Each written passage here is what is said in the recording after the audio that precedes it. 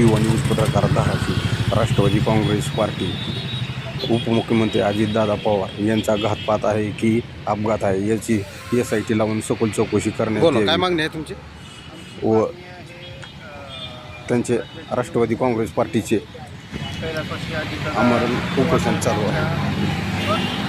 चौकशी पारदर्शकपणे व्हावी यासाठी. बर,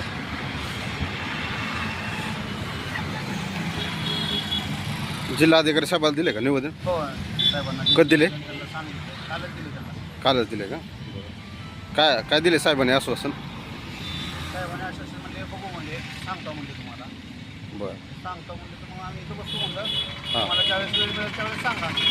सांगितल्यानंतर आम्ही बंद करू म्हणलं. आता जे झालं हे खूप दुःखद गोष्ट आहे. हां कारण महाराष्ट्राचे उपमुख्यमंत्री असताना जर असा घातपात, आता कसं आहे हां 95% लोक म्हणत आहेत की हा घातपात असू शकतो.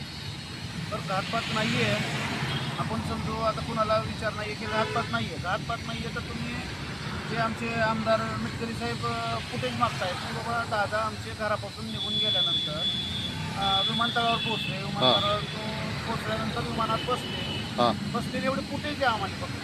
बरोबर. एक प्रोटोकॉल असतो एक शासनाचा, त्यांचा झेड सुरक्षा आहे.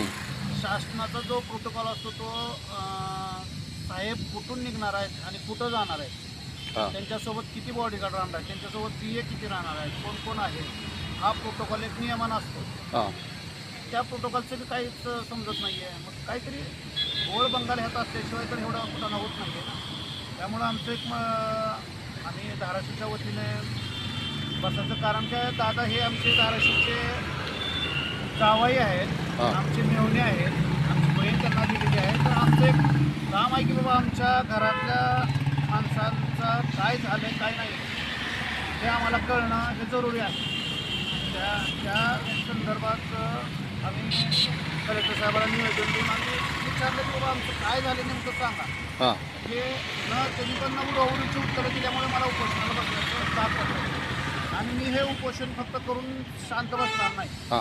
मी हे उपोषण आता चालू केलं आहे आणि याच्यानंतर मी 1 मे रोजी 26ला मी महाराष्ट्र दिनाच्या दिवशी मुंबई येथे मंत्रालयासमोर आत्मदहन करणार आहे. आत्मदहन का? मला जर ह्याचं व्यवस्थित जर प्रश्नाची व्यवस्थित उत्तरं जर भेटली तर शांत राहील. अन्यथा माझ्यासारखे हजारो जरी मेले तरी काय फरक पडणार नाही. एका दादा हा एक पोशिंदा खूप महत्त्वाचा असतो. हजारो लाखो घरं त्यांच्यावर चालणार आहेत. आमच्यासारखं एखादा मेल्यानं त्यांना काय फरक पडत नाही.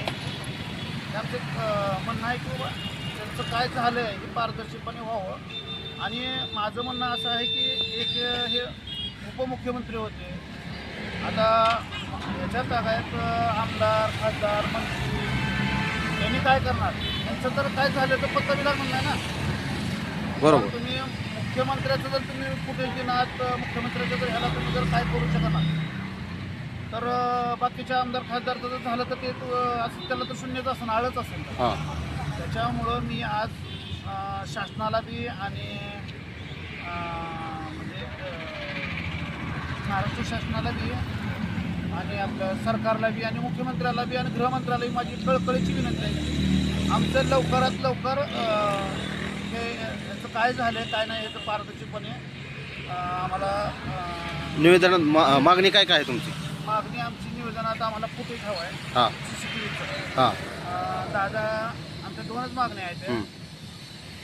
मान्य दादा अजितदादा पवार यांच्या घटनेच्या दिवशी घरातून निघाल्यापासून विमानतळापर्यंत पोहोचेपर्यंत देण्यात यावे आणि पोलीस प्रशासनाला संबंधित घटनेची चौकशी पारदर्शकपणे करावी आणि राज्यावर गुन्हा का नोंद केला नाही त्याची चौकशी करावी. कारण हे काही लहान सहान व्यक्ती नाही आहे, हे महाराष्ट्राचे उपमुख्यमंत्री होते. बरोबर. जिल्हाधिकारी मार्फत आता निवेदन मुख्यमंत्री साहेबांना दिले का? हो दिलं ना. उपमुख्यमंत्री तथा गृहमंत्री, उपमुख्यमंत्री एकनाथराव शिंदे साहेब, उपमुख्यमंत्री सुनेत्राताई पवार साहेब आणि आपले जिल्ह्याचे पोलीस अधीक्षक यांना पण सगळ्यांच्या माहिती दिलेलं आहे. आजपासून उपोषणाला बसलं आजपासून तुमच्या मागण्या पूर्ण झाल्याशिवाय नाही उपोषण माघारी घेणार नाहीत. मला यांनी जोपर्यंत मला माझ्या मनासारखं यांनी उत्तरं देत नाहीत किंवा माझ्या मनासारखं यांनी जोपर्यंत मी उपोषण बंद करणार नाही आणि एक मेचा माझा जो आहे तो मी काय मागं सरकणार नाही. भले माझा जीव गेला त्यात तर हरकत नाही. मी त्याच्यासाठीच आता सध्या तयार आहे.